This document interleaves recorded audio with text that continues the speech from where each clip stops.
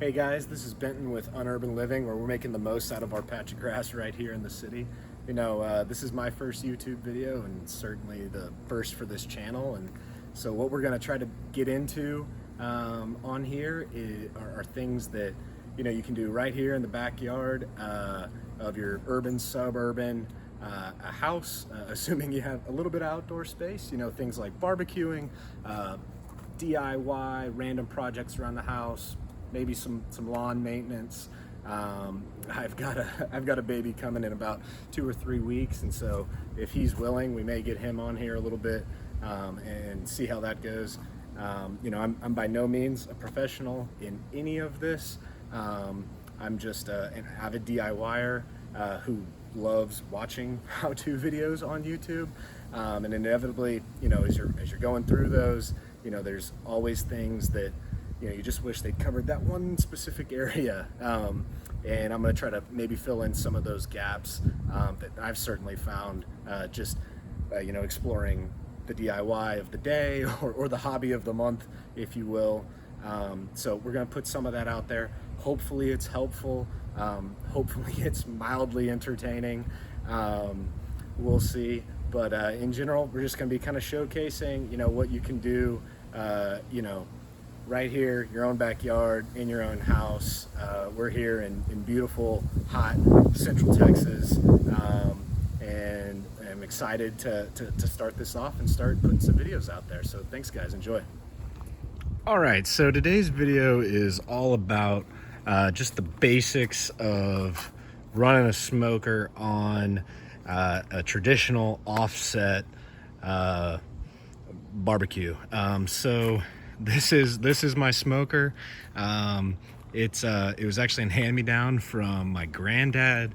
It's a Brazos smoker that's probably about, oh, I don't know, gosh, I mean, it might be, you know, 15, 20 years or so, maybe a little less, but he used it for a while, mainly actually as a grill. He was he was grilling in here over charcoal for a long time, and cleaning out the ashes. I don't think he was smoking a whole lot, but he kind of stopped using it so much, and so he handed it down to me. I drug it down to Austin and cleaned it up, gave it a fresh coat of paint, gave it a new grill in here. This is a different grate than the original kind of steel crisscross stuff. But yeah, so that's what we're working with. I'm just going to cover a little bit about how I use this. I'm going to be smoking a whole chicken today. I'm not going to cover too much about, you know, how to smoke the chicken, but more of just what are the basics about, you know, running the grill smoothly. You know, I think with one kind of point of emphasis being on the how to run these run the airflow through here, if you will, the dampers, and controlling the dampers to make clean smoke and heat run through this thing. So that's what we'll be hitting, and excited to get into it. So first off, you can see I've got my charcoal starter over here. I do run charcoal to start my fire. I started on that side. Before we even light off that, I'm just gonna like give this guy a little bit of a clean up. You can see from my last smoke, we did pork butts and actually a whole chicken as well. You know, there's some debris left down in there. We're gonna basically scrape a lot of that down, give it a clean, and then we'll light these coals up and get this fire going. But yeah, I mean, I don't do this every time, but if it starts to accumulate like that down in there, you know, I could probably even let it go another time or so, but I like to keep it pretty clean. It's probably a theme for most of my stuff, but so I'm gonna scrape it down there, just hit it with a quick paper towel, and get this thing ready to grill.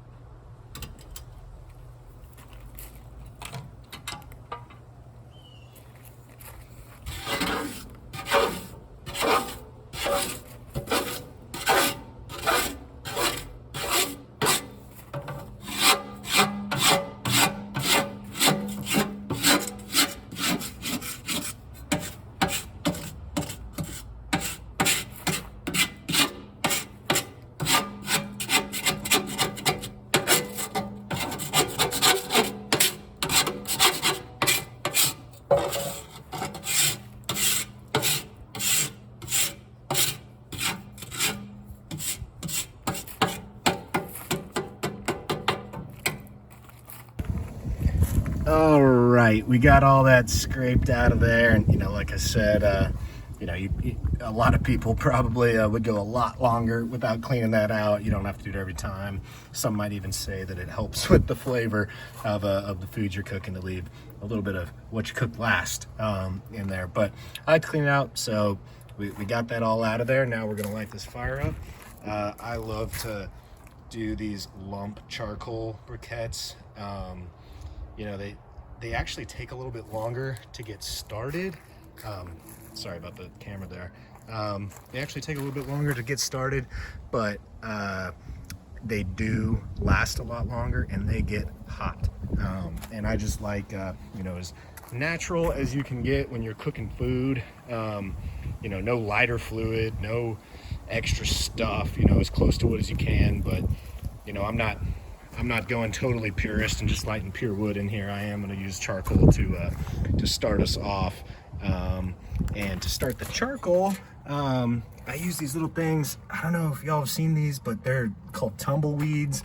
At least that's what they're called at our grocery store. I'm sure they sell them and probably call them different other places, but it's basically like little wax balls of almost like straw in there, but super flammable and stays lit just long enough to get this charcoal going. So that's what I put at the bottom there, and I'm gonna open everything up and pour some charcoal in there and get started. I will say one comment, in general, you're trying to just run clean, hot smoke through here.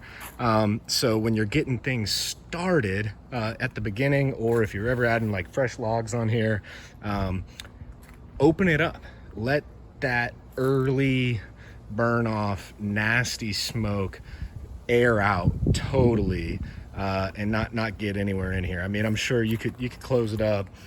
Maybe you get it warmed up a little bit faster or so, but you just don't want any remnants of that nasty smoke is kind of my theory. So I let everything be opened up when I'm getting things going, and I encourage you to do the same. So we'll get this fire going and then we'll check back in. So just a little extra tip in here, because that's kind of what we're all about, is I'm just trying to share some of the things that I've learned, even the small stuff as we go. So I'm trying not to skip anything. Even like just today, I kind of tried out something new. I put some wood chips, like some old bark essentially that I had that was super dry, right on top of my little tumbleweed fire starter, and even in the bottom of the chimney, just because, like I said, the lump is a little bit harder to get going, and sometimes I found it helps if I have some wood down in there helping. So that's still natural, still high quality, just normal wood, oak bark essentially in the bottom down there that's super dry, helping getting this thing going. And it hasn't even been 5 minutes and this thing's hot already. So we're gonna probably have this chimney going here in about 10 minutes or so, and then we can start heating this thing up, start getting clean smoke. But you can see that stuff, there's no meat on there, but I don't want that in my grill, in my smoker. That is not good smoke. That's our pup. What's up, Winston? How you doing, bud? He's a good boy. He loves barbecue days. You don't want to be smoking that. You don't want to be smoking with that, putting that on your meat. But I don't even want to have it in there in the early stage. So that's why I opened this whole thing up. Let this thing get super hot, burn off all the initial outside stuff. You do the same with any new logs you add on. Get this thing burning super hot and clean, and that'll really make your food taste better. So we'll check back in a little bit once this thing really gets going, and probably once we put a log on here.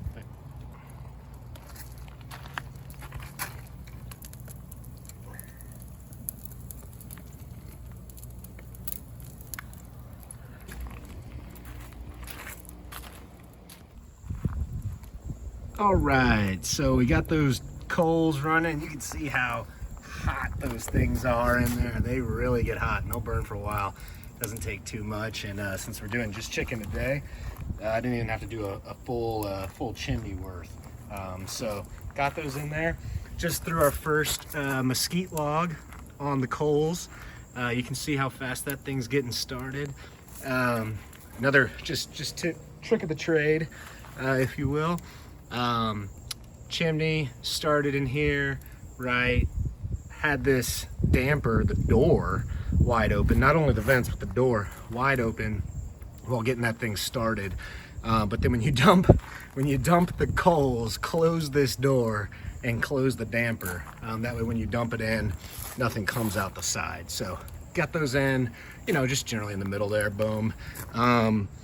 Then, you know, you want to open these dampers back up. I think some people would probably open this door up again, and just kind of leave that cracked.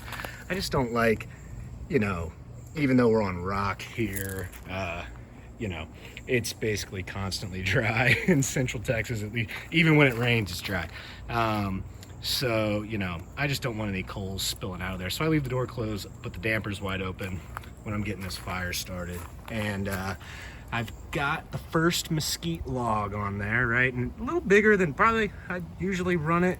I'd actually been, you know, meaning to split some of these logs up. I'd kind of used up most of my my splits, if you will, during my last big smoke, and I just didn't get out the old axe and split these out yet. So we might do it a little bit later today. But this first one here, I've just put the whole thing on there. We're doing a chicken, so it's not going to be too long. This one might be enough to get us through. We'll see. But got that on there. I am letting this initial burn happen. You can see there's even a little mud dauber's nest on there, which we might need to knock off.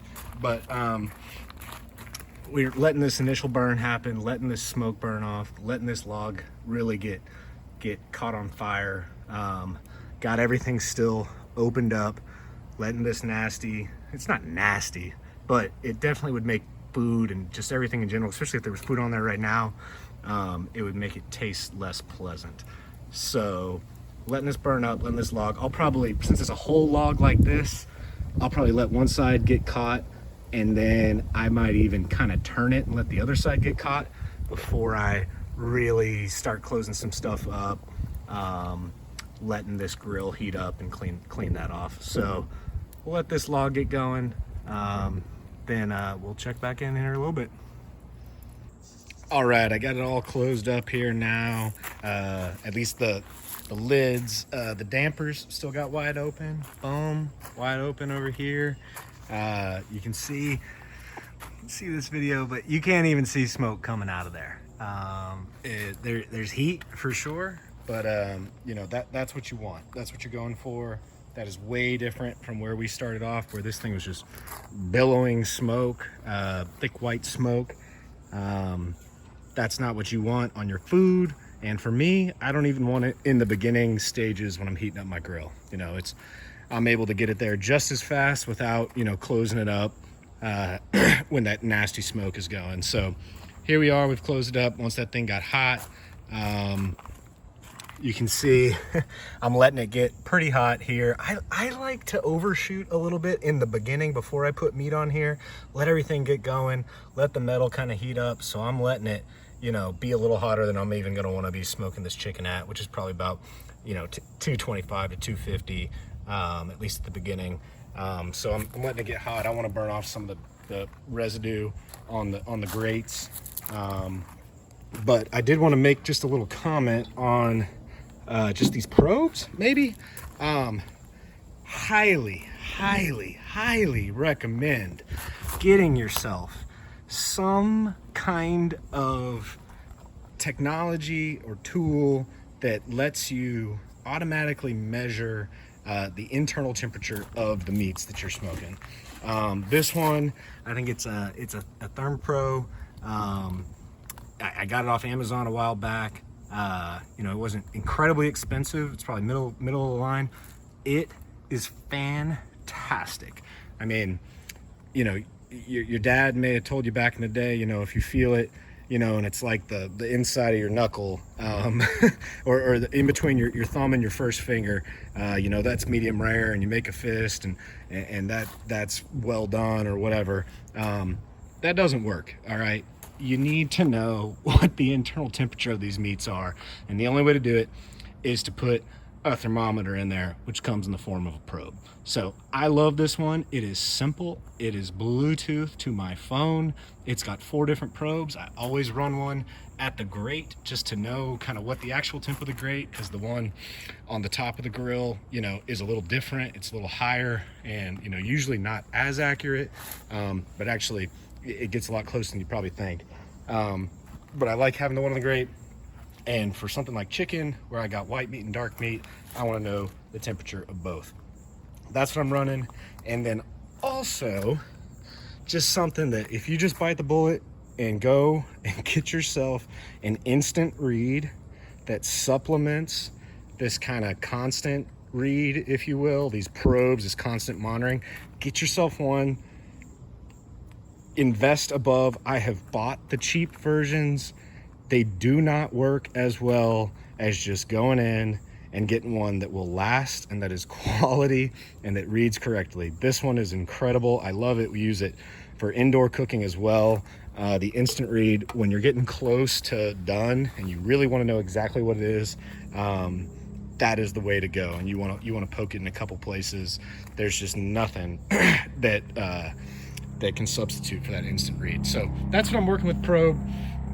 You know, this brand, you know, was pretty highly recommended across, you know, the channels that I've watched. And I can confirm that, you know, having tried a few, at least on the instant read side, that Therm Pro Plus instant read is unbelievable. I'm not getting paid for it at all. Maybe I should be, but it's awesome. It's super accurate. I love it. That's kind of all I'm doing. We are going to next get this temp kind of leveled off. I actually have been talking a little bit long. I need to go close the damper on this side, but we'll get this temperature leveled off. The grates are already clean. I'm gonna get this thing to about 225, and then bring that chicken out here and start smoking it. All right, so how am I going to get this temperature to level off? You know, you can see those two on the right are my probes on the outside. That 300 plus is the one at grate level. That's too hot. You know, you could do it. Depends. I'm not making a video about how to cook the chicken properly. Actually, you know, if you want a good video on how to go do that, Mad Scientist Barbecue. I'll put a link. I think that's what people do on here. But Mad Scientist Barbecue. I have learned a lot from that channel on how to barbecue, how to use the smoker, how to smoke specific meats. He's got a great video on how to do smoked chicken. I will leave the how to smoke chicken to him, because that's where I learned it from. And I will stick to some of the tips in here of how to just run this grill. So I need to bring this temp down. What am I to do? I'm not going to touch this.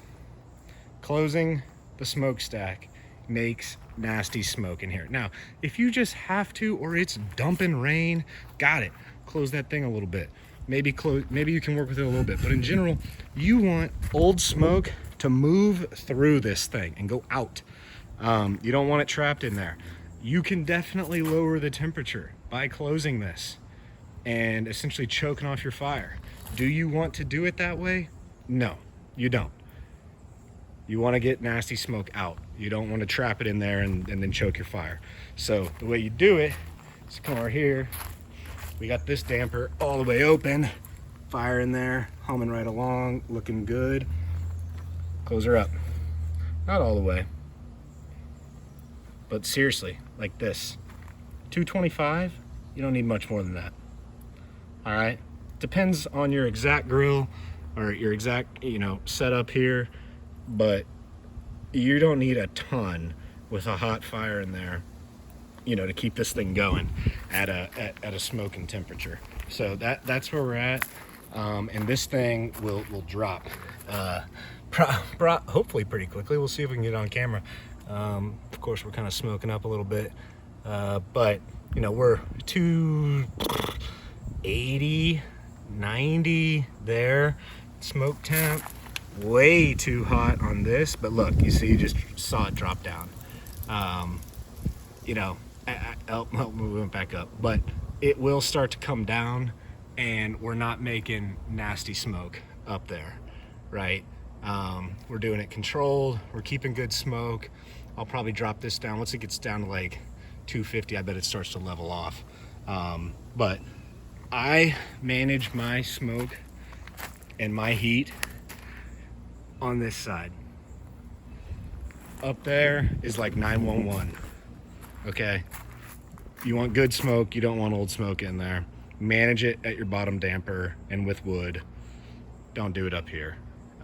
You want clean smoke, especially, we don't even have chicken on there yet. But if there was meat, you would even want to be more meticulous about the cleanliness of that smoke, because that's going straight to the flavor of your food. So once we get this kind of tuned up, I'm gonna throw this chicken on there, and then we'll be smoking. Thanks. All right, guys, we're back. We got our grill now much more dialed in where we want it, just below 250 there, 256 at the grill. We got our chicken out here. You can see young Winston is much more interested now that the chicken is out. So we got that going. You can see that's how much I have this thing open. That's open all the way. This thing's open just a crack, the bottom damper.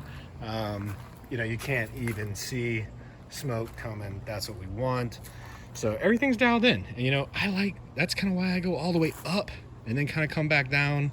I don't go way up. I don't go to 450 or something crazy.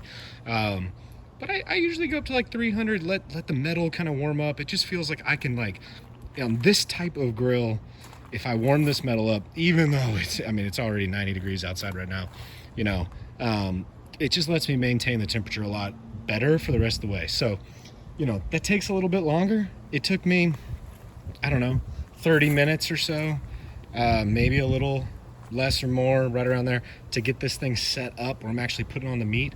But it will make the entire smoke so much easier because I prepped it that way, and better tasting because I did the smoke the right way.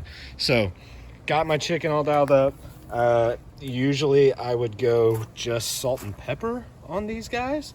I actually used a little bit of a seasoning blend that was at the store today that I'm pretty excited about. It was just a little just kind of craft. Actually, it was like a little ranch type kind of seasoning. So I'm kind of excited about this. It tastes great with just salt and pepper.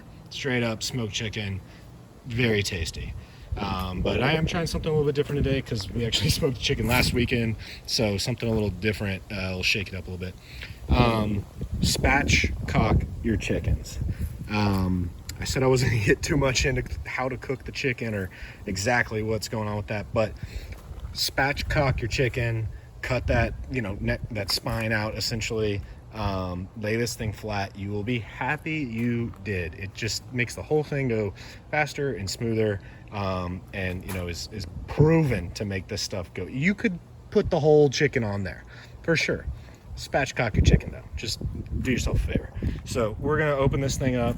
We're gonna throw this thing on with the legs towards the heat, and we're gonna watch it go from 46, about 50 degrees internal temp, at about 45 minutes at this, and then once we get there, we should have good smoke flavor imparted on this chicken, and then we're gonna jack this thing up to 325 or so the rest of the way, and just try to crisp up this chicken skin and kind of accelerate the cooking process there. So we're not smoking it for 6 hours here. We don't want to dry out this chicken too much, but we do want to get some initial smoke in there, and then really heat this thing up and get it cooked. So we'll throw that on there, and then I'll do some videos along the way of just how to manage smoke flow, as the heat changes and as we add wood and all that kind of stuff.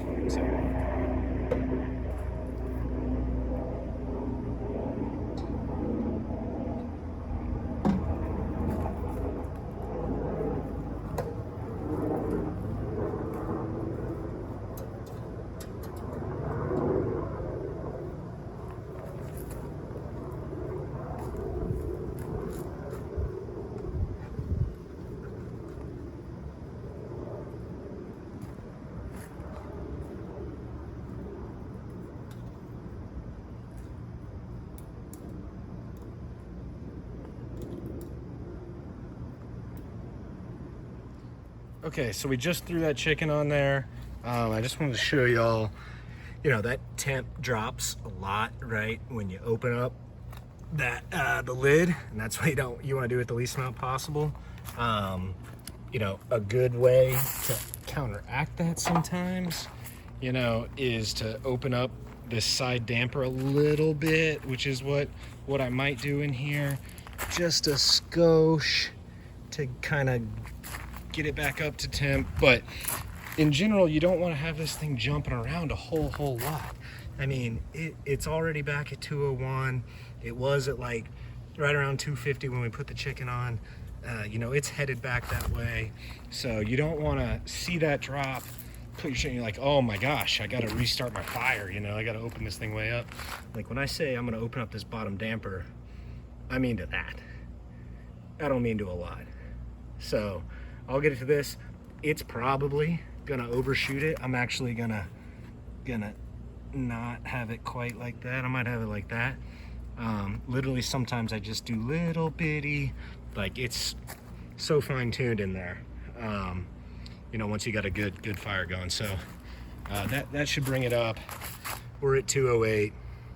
I want to be headed to 225, maybe 230. Once it gets in there, you know, I'm not gonna touch that. I got good clean smoke. I like that. I'm gonna cheat a little bit just for the video real quick, or not cheat, but maybe do something kind of counterproductive, just kind of show you what I got going. Just got a log. It's looking good. It's got a long ways to go. I'm gonna manage it with that bottom damper. All right, so we got this thing leveled out pretty nicely here. Thought I'd show y'all just a little bit what's going on. All right, we're up at 235, looking good. Even the gauge, right about 225. And then you can see, this is where we're at. And that temperature is barely even moving. You can't really get a good angle on it, but you can kind of see maybe some glowing embers in there. That's what we want.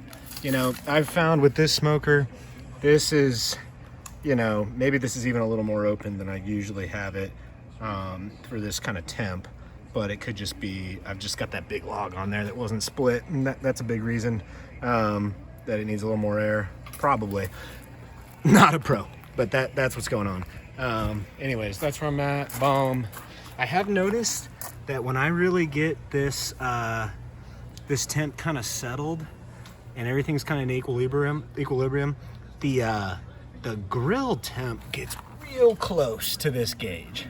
When everything's been closed up and is looking pretty steady, it's actually dropping a little bit on me, so I want to be a little above 225. So I grab these little rocks and just kind of boop, like that's it. That's all it takes. That's all the adjustment I needed. Get a little more air flow going through there, already kind of coming back up. But I have noticed when everything's close, the temp at the grill and the temp on the smoke, and things aren't changing a lot up or down, I'm not heating it up or cooling it off, they are very close. And so that's where I like to live. So now it's, you know, let this thing do its thing. Cook this chicken, watch this grill. This is kind of my spot I get going. Got some college ball going right now. We might get a little soccer going later, the Lawson FC. But yeah, we're hanging out. Dog, it's a little hot today. He's over in the shade chewing his Frisbee. But yeah, man, this is the good part. This is where everything's kind of level. You don't have to babysit it. You can even go inside, you know. Go inside. You don't have to watch it, but I kind of like being outside. I like the smell. Man, that rub. Salt and pepper on this chicken tastes good, but this rub, just smelling it coming out of the smokestack smells so good. It was just a ranch rub out of the grocery store. I might I'll put in the details what exactly it was, but it is smelling good. I am excited about it. But this is the easy part. We got that fire going. Everything else, you know, should be pretty easy. We'll jack this temp up here in like about 30 more minutes or so, about 45 to an hour from the very start. And and we'll get this chicken finished off. Should be, I don't know, probably 3 hours all in or so. But you can see, can't even see that smoke on the camera. Maybe just a little barely. That's what we want. That's what we're going for. So yeah, we're in a good spot. We're gonna hang out and not adjust anything for about the next 30 minutes.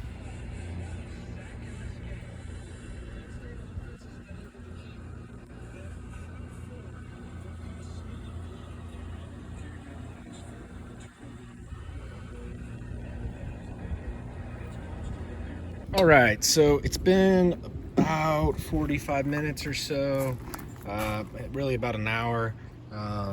We got internal temp up to about, let's see, that the top on the right is the breast, which is a little further from the fire, and on the right, or the bottom right, are the thighs. Not surprising to see the thighs a little bit hotter. They're towards the hot. They can handle it. It's dark meat. You don't want that breast to dry out. No one likes dry white chicken meat. So that's what's going on right now. Here's what our fire's doing. Like I said at the outset, probably would have served us to have cut this log in half. It's the whole log is probably not lighting as well, but it's working, it's smoking. It maintained our temp, but it is at a point now where it needs a little help to get all the way going. So I have opened everything up. It's a good time to check it because I'm having to open it anyways to just give it a little check. And I'm about to raise the temperature up to finish off the cooking, but I'm about to help this fire get going a little bit better. I need to, been running it about 230, 240. I need to get up to like 325, maybe even a little north. So I need more fire. I need more heat. So that takes air. I didn't do anything to the top this whole time. It's been wide open. So I've got these dampers open all the way now too. I'm gonna add a little bit of wood and probably even a little bit of twig, honestly. Just because when it gets down to this, I can't add another big log. The charcoal's kind of died down. I probably should have used a little bit more charcoal in the beginning, but you get to this point, no need to freak out. Add some small wood. You could even add some charcoal if you wanted to. I try not to. I'm probably gonna add some small wood. Definitely not another big log. There's no need. I just need to get the fire kind of rekindled in here. Let the air flow through. This whole thing probably take me a couple minutes, get it going. Then once I have the new wood on here and it's all lit, I'm gonna leave this all open for a moment. I don't know, 5 more minutes or so. Let all that smoke, all that like early nasty acrid smoke get out of here, move through here, not touch my chicken too much. Chicken's fine. And then once the good flame gets going and the smoke is a little more clear, I'll start to close it up. Then I'll shut these dampers kind of back to where they were. So, but for now, wide open. I'm gonna add some fire, or gonna add some wood onto this fire, get it stoked back up. Then we're gonna get this thing going to about, I don't know, 325, 335, and continue cooking. All right, guys, we're back.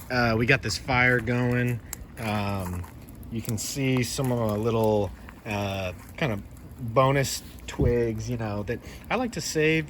This mesquite log came from, a real tree trimming that we did down in South Texas. So we get a lot of bonus kind of sticks and things with it that we keep. And, I keep most of it in a covered kind of little plastic trash can thing that, keeps all that stuff dry. And it comes in handy when things like this happen, where my log, I should have cut it in half before, for sure. I was just, kind of just being lazy, shouldn't have been, but that's part of the DIY experience. So it kind of went out on me. My charcoals kind of died. And usually when that happens, I prefer to put, more real wood on here, versus, you know, either starting up another chimney or just adding charcoal on top. I would just rather, once I get it going, I really just prefer just to use the charcoal to get it going, and then go real wood from there on out.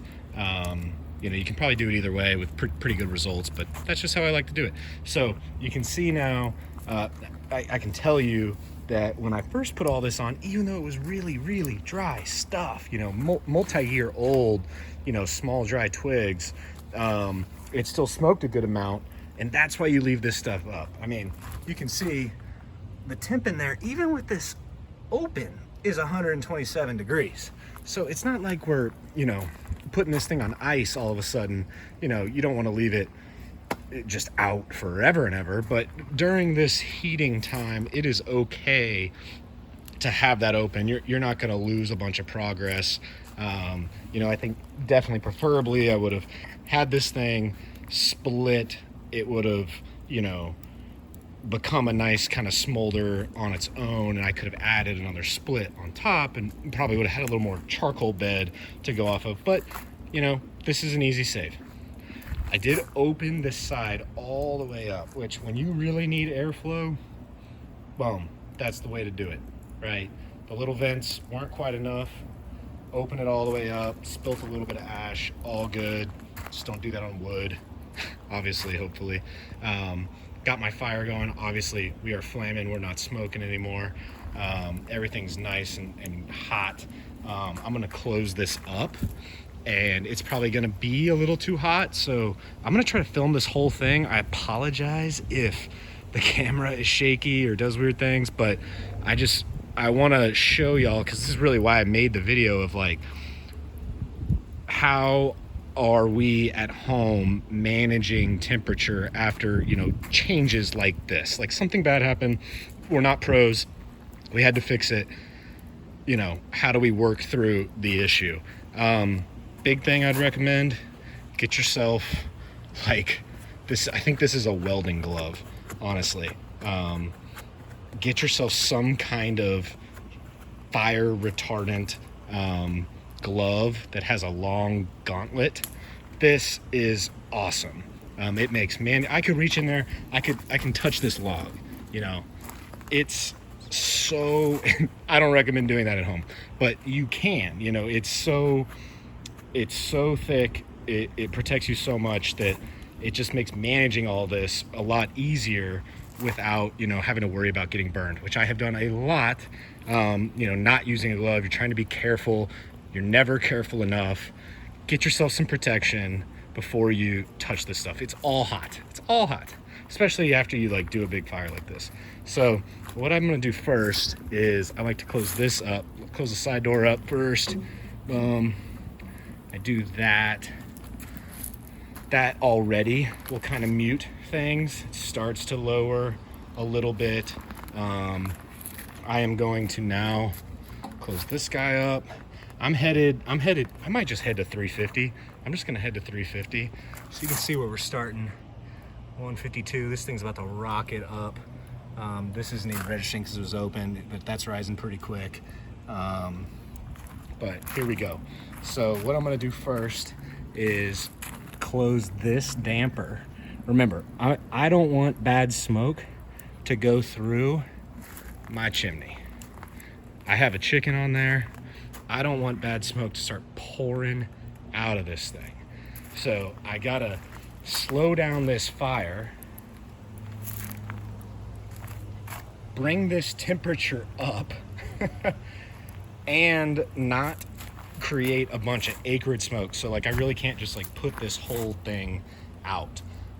So this is where I think the crux of the video kind of comes in, of, you know, just managing those three things, making it all happen without totally putting your fire out. So there we go.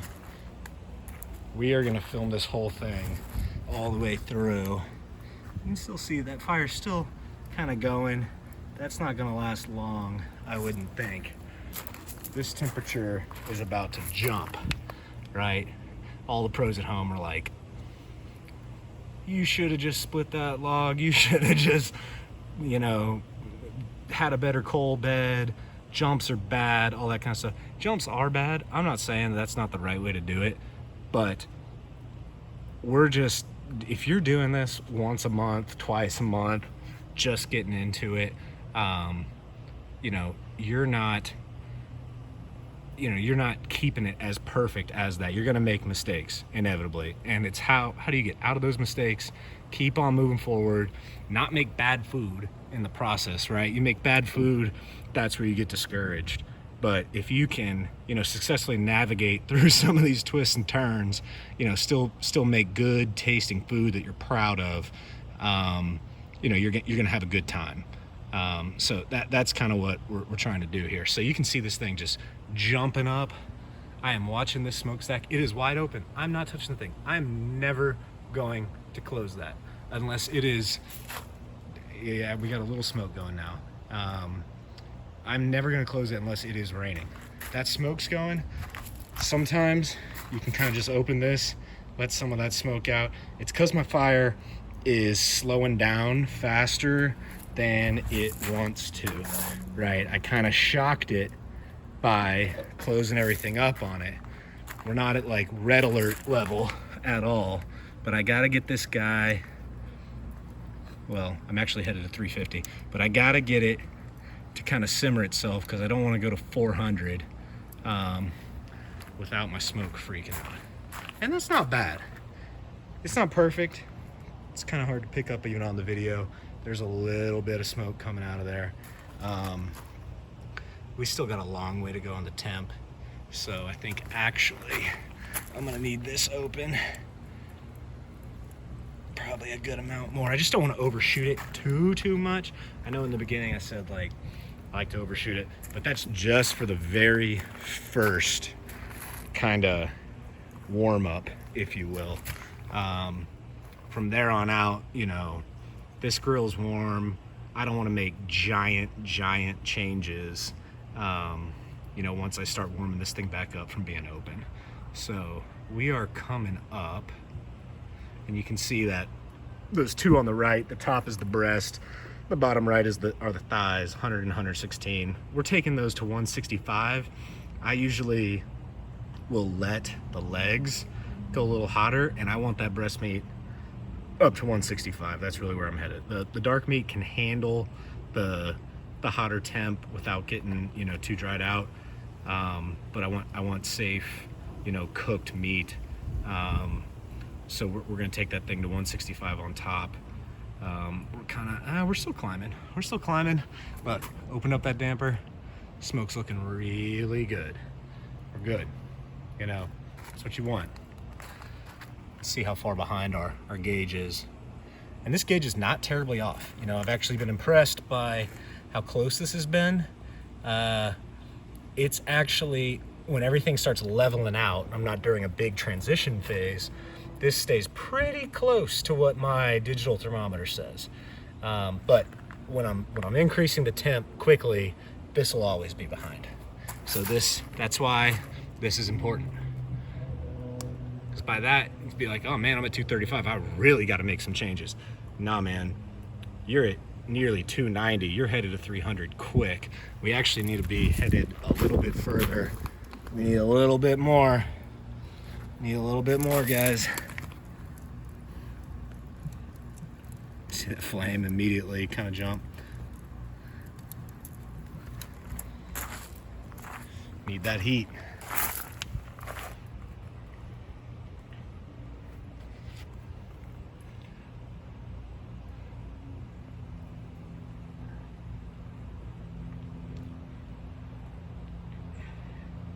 It's working its way there. Smoke is looking good. If you're not dousing the fire, that smoke should stay good. I don't think an increase of heat. It's weird that it's kind of falling there. We might just need another log to get it all the way up.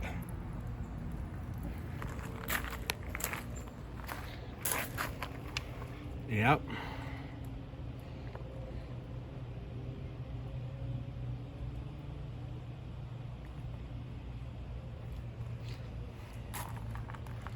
Yeah, we might just not have enough heat, might not have enough fuel in there. So This would be a good example. All right, we can't really get to that 300 mark. All right, what I'm gonna do, open this puppy up, and I am going to throw another big old log on there. Just like that. Leave that thing open.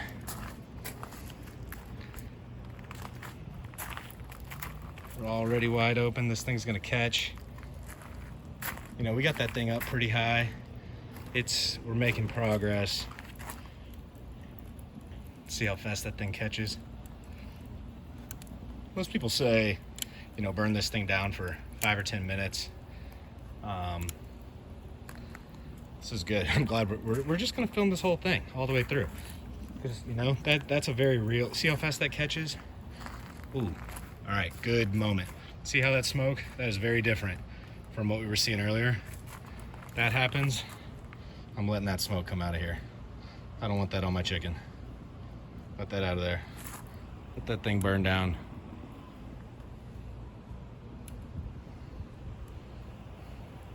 I kind of like to crack it like this so it doesn't totally like lose all the progress we just made. But lets that smoke get out of there. The fire's hot. It's catching that log quickly, but we just didn't have enough fuel in there to get it up to the 350 that we needed. This is gonna do it for sure. Let's see that smoke coming off. That's why you do this. You don't want to just throw that on there, close it up, and just say, I'm good. That temperature's gonna come up. You get weird tasting meat. Not weird, but not like, oh my gosh, it's so good, you know. Definitely have a little little acidic, you know, the like not good, the not good smoke taste. That thing's catching pretty nice. We're still smoking though. Again, just another call out to this glove. You know, when all that stuff just happened, we just had to like move around, touch a bunch of stuff, grab logs. No way are you doing that barehanded. You need a little protection. Save yourself some weeks of nursing those your hands in the shower when hot water touches your blisters. Get yourself protective glove. You'll be happy you did. Doesn't take much, but if you've y'all probably see as we go, I prefer to buy quality that lasts instead of going cheap that you're gonna end up not liking anyways. So you know, at least go some kind of mid-grade. I think that's kind of what this was, and it's been awesome. Very pleased. Still smoky. I mean, like usually, and we're just gonna film this whole thing. Usually you want that log to be charred kind of all the way around, and then you'll be pretty much primed and ready to go. I can feel the heat has increased for sure, so we're gonna have no problem getting up to that 350 mark with this. Should have just done it right off the bat, but in retrospect, for the sake of the video, I'm kind of glad we didn't. So, you know, we don't have a lot of bad smoke coming through here anymore. Probably let it close. You know, that drop down, you know, 175, 170. But we're headed right back up. Still letting this burn off. I don't want all that coming through there. Probably should even just open that door. Really let that air flow. Yeah, the flames immediately picked up. Likes that door being open. And that's the benefit of not being on the wood or something you don't mind making a little bit messy. I used to have this right there on the end of that deck, right by the end of the railing on the deck. Not a bad spot. It was closer to, you know, the entrance to the kitchen and all that, but man, you know, this thing gets hot. Don't want to have that on the wood. People do it, and you can get mats and all kind of stuff put under it, but like that right there, just a little bit of spill, you know, would have me really concerned on the wood deck. But I don't even, out here, I don't even sweat it. Kind of just adds to the aesthetic, right? So yeah, our temp, we're coming right on up. We don't even have it closed up, but you can see I'm still letting this guy. I mean, this is I should be use split logs. Even the short logs, they work, but you got to have a lot of coal to run it like this. But we'll get there. We will get there. Thing is nice and hot.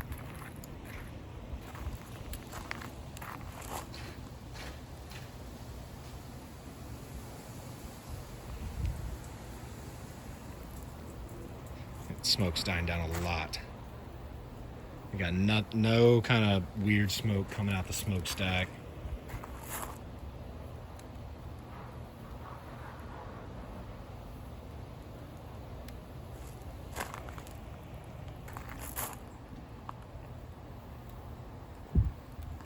Yeah, this is the point where if I'd split this thing in half, it would probably be charred all the way around by now.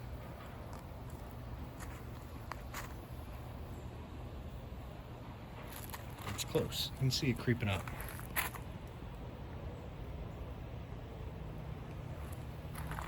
Just the first time the outside of this bark gets cooked, and you know, things, it's just not as hot, you know. A lot of people will put the logs on top of this. There's like a flat part on the top, let it dry out, really get that thing ready to go right on the fire so it just bursts into flames. These things have been underneath this barbecue and have gotten heated and reheated, you know, so many times that they kind of get primed all the time. But again, split your logs. This is a lesson in split your logs, I guess.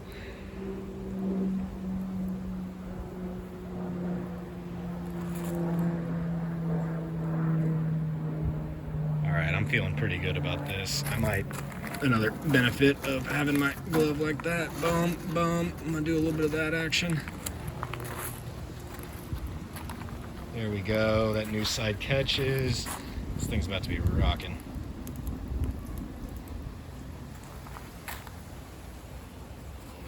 Gloves, welding gloves.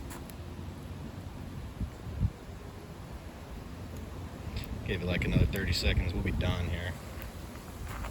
Temps at 225 at the grate. No weird smoke coming through. We got this open, we're fine. The only time you really have to open this up and you're messing with this is if you see that smokestack billowing out white smoke. Not good. That's when you open it up, let that stuff out. Generally, if you let it out, it even helps the airflow through here, and you'll kind of reset yourself pretty nicely.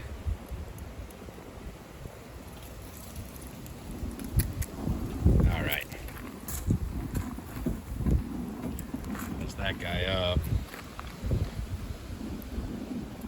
I like to kind of slowly take the airflow down to it, because if you douse this thing, close the vent, I need to shut this fire off, get things moving through, it gets smoky. It'll get white smoky, and that's just not what you want. So do it step by step.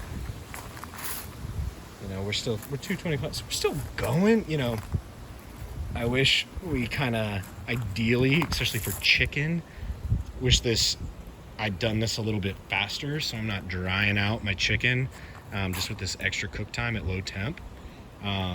You know, something like a pork butt or whatever, not even sweating it at all. But we'll be all right. Okay, so we're gonna close this up. We're gonna start cooking this chicken. So we're at 107. We got a ways to go. Smokestack's clear. God, it's a beautiful day. Really nice. So in an effort to you know, it's full transparency on what's going on around here. We did get that heat up. Boom. We're cooking. We are clear smoke. I ended up just kind of open it wide open for a little bit more and getting things burning in there. You can see nice and 350 right in the smoke. We're actually close to temp. We're about 10 degrees away from internal temp, but yeah, it rained. That's the beauty of Central Texas weather sometimes. It actually may have helped me out a little bit because I let it open up so long. We actually ended up overshooting a little bit, got a little hot, but then the rain came and it kind of helped us level out, you know, back down to this kind of 350 range. So actually pretty happy, but yeah, we're a little drippy right now. Blue skies and well, kind of blue skies, and a little drizzle. Not surprising for this area, but we're close. We're right where we want to be. We probably got another, I don't know, 15-20 minutes or so. We'll be at that 165. I'll start poking it with that digital thermometer. But yeah, added fuel. Ended up that uncut log was just killing me. You can see now I'm that hot with that much of a crack. I just needed that extra log. Needed some extra fuel coming through there. So it's a balance, right? It's a balance between amount of fuel and amount of airflow. But again, you know, I had this a little bit shut actually when it was really raining on me, just to kind of keep the water out. But got it back open all the way. Really, it's all happening down there. Either fuel or that damper, or even that door, if you really need some airflow. So about 10 minutes, we'll take that chicken off and give you an update. All right, we're right about at the 2-hour 15 mark.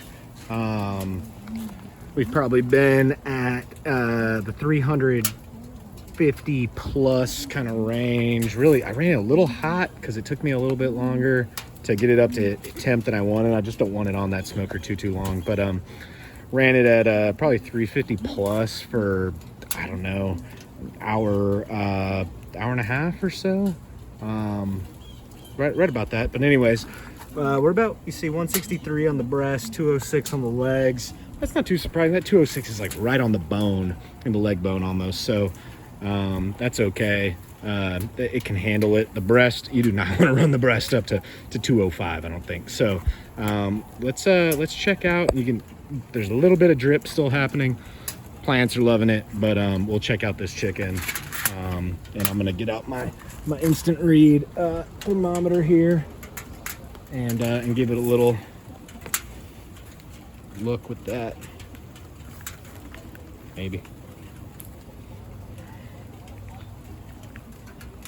There we go. Yeah, so they got 164 on the breast meat there. See this, boom. Yeah, we're 86 degrees outside, even with the rain. So let's open it up. Let's see what we got. Wow. Dang, smoked chicken. All right, that looks awesome. I'm excited. I've really only done salt and pepper before on these smoked chickens, so I'm excited about this extra little rub. But wow, that skin looks so crispy. I'm so excited. What do we got there? 175 and kind of the thicker thigh part. 160. This is why you do the instant read, right? 160. So we're not quite there on the breast yet. A little bit, about the same. 160 on all the breast. There's 170. So I'm gonna let this go a little bit longer. Actually, close that up. She might need another 15 minutes or so. Fire's still going good, smoke's good. It's raining on my tinfoil. But that heat, I just open it up, that'll jump right back on up. No problem. That fire's hot. So tinfoil, just by the way, I've got 2 sheets. That's how I like to kind of roll. I've got the tray underneath. I'll put the chicken on the bottom one and then another one over the top. And then once I get it inside, I'll kind of tint that tin foil and just let that chicken rest for 15 or 20 minutes. with the tin foil over it, just to let all the juices kind of reabsorb before we cut up this thing and serve it. But you can see how fast we jumped right back up to where we want. So once you get that fire going, it's hard to mess it up if you don't open it up too much. We just opened it and checked it, and then we're right back up to temp, at least at the grate level. So we'll check back in about 10 minutes or so, maybe 15, and hope that we're done. All right, it's been about 10 minutes. Time to check it one more time. You can see our kind of constant read probes here, 169, 170 on the breast side. The thigh side hasn't changed too much, 209. I think we're about done. We got to poke it a couple more times. Woo, golly, every time I see it, it looks beautiful. Let's see what we got going on there. It's still got a little ways to go. It's just, I'm getting antsy. That's looking done there. Let's see what we got here. This left side just a little bit cooler. I have noticed that every grill is a little bit different, and where their hot and cool spots are. So I think, man, it just needs just a couple more. You know, you don't want to serve undercooked food, so you might as well take the time. You know, it's relatively slow cooking. I don't think we're at risk. That felt really good, pushing that in, that you know, we're not going to be super dry or anything, but we'll try to take that up. Maybe once that gets up to like 173 on the blue on that top right, we'll be feeling pretty good. So check back in. All right, I think we're there. We've got 173 on the internal read, on the breast. Let's give it a little check. Wow, look at that. Jeez, every time it just look, that skin is so good. Smoked chicken just looks great. Look at that crispy. That's why you run it a little higher heat. You know, you get the smoke in, then you want to crank up that heat and crisp up that skin, get this thing cooked. You know, this whole thing, it's 7:10. We put the bird on at 4:30. You know, that's not even a full 3 hours of smoking, you know, and it probably went a little long because we had to mess with the fire a little bit, but hopefully we are. Oh yeah, we're done. The breast looks good. So everything that could happen happened on this one, so that was probably good. You know, we had big logs, so we had to deal with some fire stuff, but that's what I was hoping this video would be for, or would be used for, is showing y'all what we had to do with the fire. You know, we messed with the dampers a lot. I'll show you where this damper ended up. That's usually where it is. You know, if you're having to run wide open dampers, you know, you might not have enough fuel. You know, then you're probably having to mess with it too much. And that's what we were, when we tried to jump up to 350, that just big log just wasn't getting hot enough for us. So added that other one on there, got it lit, you know, got more fuel on there than we needed. If we were to be at wide open dampers. But if you get that much fuel on there and then you kind of cut these dampers back, you can just hold a real nice steady temp. And that's what we got, even with the rain, even with the little drizzle that came through. I think we ended up with a real nice looking bird. Look at that.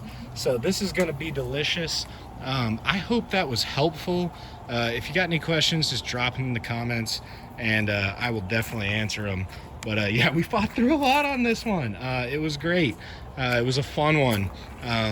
But you know, smoked chicken, you know, you can probably do it under 2 hours if you didn't mess around too much. Everything went real smooth.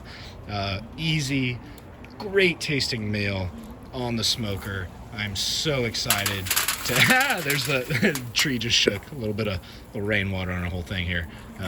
Perfect ending to this video. But thanks guys, hope this was helpful. Thanks for tuning in to Unurban Living, and I'll see y'all next time.